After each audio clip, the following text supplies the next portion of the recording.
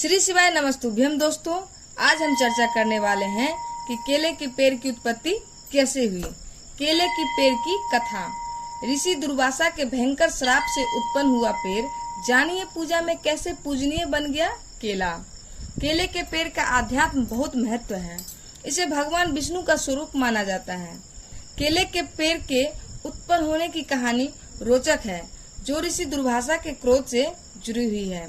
ऋषि दुर्वासा के क्रोध का परिणाम है केले का पेड़। ऋषि पत्नी कंदली के भस्म होने से उत्पन्न हुआ केला का पेड़।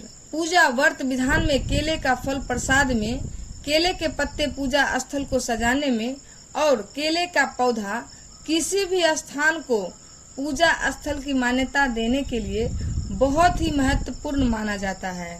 आरोग्य की नजर में संपूर्ण आहार वाला फल केला आध्यात्म की नजरों में भी बहुत पवित्र और पूजनीय है। इसके चौड़े पत्तों में श्री हरि का वास माना जाता है, तो जड़ों में महादेव का, जिसे मूल शंकर कहते हैं। केले का कोई बीज नहीं होता। केले का कोई बीज नहीं होता है और इस पेड़ में तना भी नहीं होता है। सिर्फ पत्तों ही पत्तों में परत दर परत लिपटा यह पेड़ इतना अलग और विशेष क्यों है? कैसे हुआ इसका जन्म? पुराणों में इसकी कथा भी बहुत रोचक और आश्चर्य में डालने वाली है। ऐसा है केले का पेड़ का स्वरूप।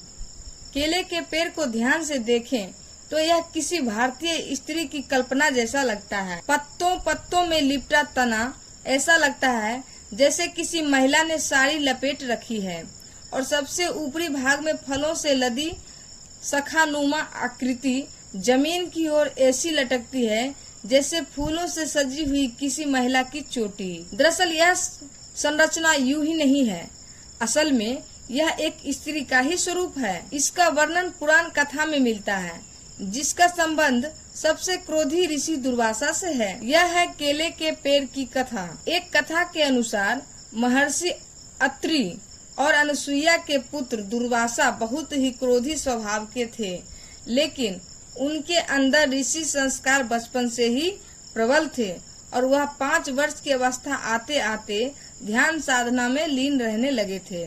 दरअसल दुर्वासा खुद महादेव के क्रुद्ध स्वरूप रुद्र के अंश से उत्पन्न हुए थे। क्रोध ही उनके स्वभाव का मूल था और वह तमाम ज्ञान हो पाने के बाद भी इसे नहीं त्याग सके थे। बड़े होते होते जब माता पिता ने देखा कि बालक के अंदर वैराग्य अधिक उत्पन्न हो रहा है और वह समाज की व्यवहारिकता को नहीं समझ रहा है, तब उन्होंने उनके विवाह ऋषि अम्बरीश की कन्या से करा दिया। ऋषि दुर्वासा और कंदली का विवाह ऋषि अम्बरीश ने अपने कन्या के कई गुण बताए और ऋषि दुर्वासा ने माता पिता की आज्ञा मानकर विवाह कर लिया। ऋषि अम्बरीश दुर्वासा की क्रोधाग्नि को जानते थे, इसलिए पुत्री के साथ कोई अनिष्ट न हो इसके लिए भी चिंतित थे। उन्होंने ऋषि दुर्वासा से पत्नी से कोई भूल हो जाए तो उसे क्षमा कर दिए जाने की प्रार्थना की। तब ऋषि ने उन्हें वचन दिया कि वह अपनी पत्नी के 100 अपराध क्षमा करते रहेंगे। कंदली में आने लगी निश्चिंतता। गृहस्थ जीवन में कुछ बातें ऊपर नीचे तो होती ही रहती है। ऋषि दुर्वासा की पत्नी का नाम था कंदली, जो कि स्वभाव से कर्मठ और बहुत समझदार थी। वह हर एक बात का ख्याल रखती थी, लेकिन फिर भी कभी कभी कुछ न कुछ हो ही जाता था। लेकिन ऋषि ने उन पर कभी क्रोध नहीं किया। ऐसा होने से धीरे धीरे कंदली के स्वभाव में भी निश्चिंतता आने लगी। दुर्वासा ने दिया निर्देश, लेकिन एक दिन ऋषि कहीं से प्रवास कर कुछ देरी से आए। रात में भोजन के बाद उन्होंने विश्राम के लिए कहा। साथ ही पत्नी से कहा कि मुझे कल ब्रह्म मुहूर्त में जरूर उठा दें। मैं खुद भी कोशिश करूंगा, लेकिन थकान के कारण शायद ऐसा संभव ना हो। कंदली ने दिखाया आलस।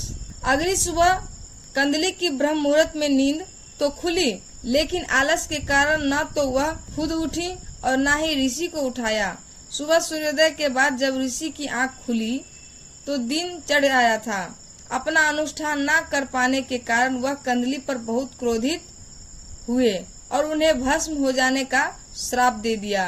ऐसे बना केले का पेड़। ऋषि के श्राप का तुरंत असर हुआ और कंदली राख बनकर रह गई। ऋषि को भी इस घटना पर बहुत दुख हुआ, लेकिन अनुशासन स्थापित करने के लिए उन्हें ऐसा करना पड़ा। जब कंदली के पिता ऋषि अम्बरीश आए तो अपनी पुत्री को राख बना देखकर बहुत दुखी हुए। तब दुर्वासा ऋषि ने कंदली की राख को पेड़ में बदल दिया और वरदान दिया कि अब से यह हर पूजा व अनुष्ठान का बनेगी। इस तरह से केले के पेड़ का जन्म हुआ। कदली फल यानी केले का फल हर पूजा का प्रसाद बन गया। यही वजह है कि केले के पेड़ की गुरुवार को पूजा होती है। उम्मीद करती हूँ यह जानकारी आपको अच्छी लगी होगी दोस्तों। यहाँ दी गई जानकारी सामान्य मान्यताओं और जानकारियों पर आधारित है। इस लेख में बताए गए उपाय यहाँ दी गई जानकारी सामान्य मान्यताओं और जानकारियों पर आधारित है। इस लेख में बताए गए उपाय, लाभ, सलाह और कथन केवल सामान्य सूचना के लिए है। इस लेख में निहित जानकारी विभिन्न माध्यमों, ज्योतिषियों, पंचांग, प्रवचनों, मान्यताओं, धर्म ग्रंथों, दंत कथाओं से संग्रहित की गई है। पाठकों से अनुरोध है कि लेख को अंतिम सत्य अथवा दावा न माने एवं अपने विवेक का उपयोग करें।